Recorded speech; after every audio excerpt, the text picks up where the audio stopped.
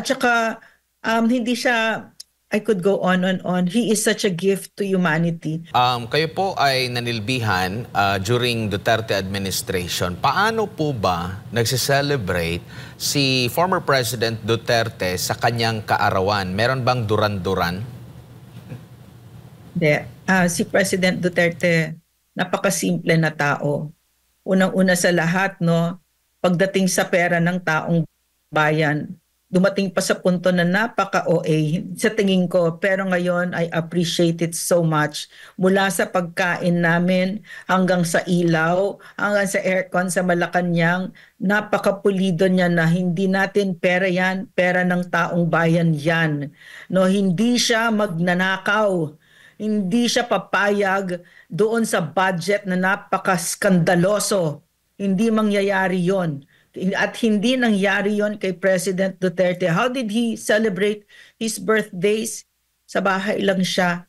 Gusto lang niya matulog. Yun yung pinaka-luxury niya sa buhay. At hindi siya, ayaw niya ng regalo, ayaw niya yung party-party, ayaw niya yon. Lalo't lalo yung marangya, ayaw niya yon. Gusto lang niya sa bahay lang siya, kasama ng pamilya niya. Wala nga bisita eh. Ayaw niya ng bisita-bisita. Parang nagbe-beg off talaga siya. So, such a great example of what a leader ought to be. Kasi nagkalimutan na eh. No? So for me, si PRRD, gusto ko na nasa world stage siya ngayon. Kailangan ipakita natin sa mundo kung sino siya. No? Kasi mga leaders ngayon, wala nang North Star, wala nang guide. Ang lalakas, ang kakapal pa ng mga mukha magbalandra ng mga sasakyan nila, mga bag nila, no, na milyon-milyon, walang kahihiyan. And it's not just in the Philippines but all over the world. But I would venture to say, ang Pilipinas gifted talaga sa pagkamagnanakaw, ang mga nasa gobyerno, ang kakapal ng mga mukha talaga, at saka talagang walang kahihiyan. And this is what PRRD shows us. Paano mahiya sa Pilipino, no? Paano mahiya dapat ang mga opisyal sa gobyerno na hindi ninyo nanakawan ang Pilipino at magsisilbi kayo. At sinabi pa niya, hindi kayo special. Mga trabahante lang tayo sa gobyerno. Dapat bumalik tayo doon. Ang Pilipinas at ang buong mundo. The whole world should follow the example of President Duterte and ask of your leaders to be what he was to us. He was very humble, very simple. And if you went to his house, sure ka, 100 million %, ito ang isang president na hindi nagnakaw sa Pilipino. Napakasimple ng bahay niya, napakasimple ng pamumuhay niya. So, habang malungkot tayo na nandyan siya sa The Hague at tinanggalan siya ng karapatan, dapat alam natin na alam niya kung anong ginagawa niya at gawin na natin yung best natin. Kailangan makita ng buong mundo itong busilak na leader na ito. No, there are a few leaders that are like him, but they are more the exception than the rule, which is why the world is the way it is. No, it's made of greedy people who have no real love in their hearts.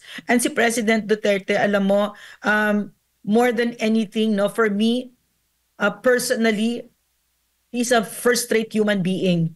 Wala siyang panggap-panggap. He's the kind of person that has healed himself so that he no longer wounds other people and he no longer wounds the world. He's a very healing presence. So if in his presence, in fact, no, if you look at him, no, bakit yung outpouring of love kay PRRD all over the world is phenomenal?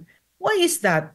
I think that's a very important lesson for all of us to learn, that a human being, when he does the work that's required of him to heal himself and to individuate, ganyan ang resulta. That, in other words, your best gift in the world is to be who you truly are. And this is who he truly is. PRRD, that's why he is so beloved by the world. He is so authentic. No? At saka, hindi siya, I could go on and on. He is such a gift to humanity. He is such a gift to me personally. I love this man so much and I will never leave him. You know what? Just a short story, kausap ko si ES, no?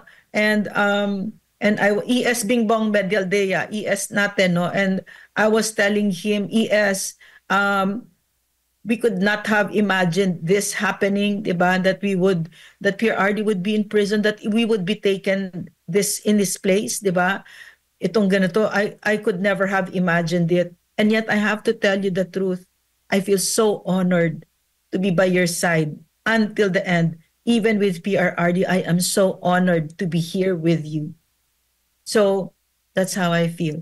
Happy birthday, President Rodrigo Roa Duterte. You are so beloved by me and by the Filipino people and soon by the whole world. Mhm. And isa rin sa dapat na malaman ng ating mga kababayan, kahit noon pa nung mayor siya, hanggang sa naging presidente siya, every panahon ng kanyang kaarawan, sabi mo nga, hindi siya nagse-celebrate ng bongga, walang mga kung ano-anong mga handaan. Mas pinipili pa niya na bumisita doon sa mga kabataan, mga cancer patients, no? Malimit talaga yan, always talaga yan. Lagi siyang present every now and then, nung mayor pa siya, nung local official pa siya, hanggang sa kasalukuyan. At makikita na nga lang natin siya, di ba? Napapaluha every time na makakasama niya itong mga cancer patients na ito, ng mga kabataan na tuloy-tuloy yung pagtulong sa kanya, Doc. Maliban dito, Doc, yung kaibigan natin, si King Rodriguez, photographer, photojournalist at nagtrabaho din dyan sa Malacanang, meron siyang kinompile, meron siyang pinost dito sa kanyang social media accounts, yung pagbow ni former President Rodrigo Duterte kahit saan, basta meron siyang makakaharap ng mga Pilipino. At sabi nga niya dito sa kanyang social media post ni King Rodriguez, the thing that most impressed and caught my attention about former President Rodrigo Duterte is not just his fist gesture, which resembles his leadership, but his gesture of bending down to every Filipino. No matter who you are or your position, he will bow down to you not just to express his thanks, but to humble himself and show his immense respect and love. Komento mo ukol dito, Doc. Oh, kuhang-kuha ni King. Kuhang-kuha ni King yung sinabi niya. Yung pagbow ni PRRD, no, is a gesture that's symbolic of all that he truly is. And I've had the great privilege of seeing him, no, even behind cameras, serve the Filipino people every moment of his waking hours when he was president, even as a public servant. Pero yung naabutan ko kasi yung president siya, di ba? Yung pagbow niya na yan, ang ibig sabihin niya, kayo yung boss. Kaya ako nandito kasi pinagkatiwalaan ninyo ako. Salamat sa tiwala ninyo. Hindi kayo nagkamali sa tiwala ninyo. And yung remember when he stepped out of office na, tapos we wanted to give him a send off, di ba? And ang title, Salamat PRRD. You had it edited. He said, Salamat, PRRD. Ibig sabihin siya yung nagpapasalamat sa atin. No, so at ayaw niya talaga yung mga bongga-bongga. But that time, pumayag na siya kasi basta ganun yung trust. In other words, thank you. You gave me the privilege to serve you. You gave me the trust to serve you. And that's how it ought to be. No, hindi ka bumili ng boto. Kaya ka ibinoto dyan, hindi dahil sa AX, tupad, yak, akap, or nanakot ka, or nandaya ka, kinausap mo kung sino-sino para i-rig yung elections. Nandyan ka kasi may tiwala ang Pilipino sa'yo. Therefore, yung tiwala na yan, pagkakaingat-ingatan mo yan by serving the Filipino people. Alam mo, behind his back, we called him the biggest president kasi sasabihin niya talaga yung bigas. Huwag niyong kakalimutan yung bigas. Kapag kunyari may mga disasters, may anything, no? Lalo na yung disasters. Yan ang inuulit-ulit niya talaga. Lorraine, yung bigas. Na parang tatay talaga siya. And di naman siguro tayo stupid, no? Why did I give my life to this man? Because all of my adult life, I've worked for the poor and with the poor. And I really wanted to take people out of poverty. And I saw in this man the heart of a true leader, someone who truly loved and really was yung kanyang it was a privilege for him to really serve the poor and to defend the defenseless. ayaw na niya yung abusado.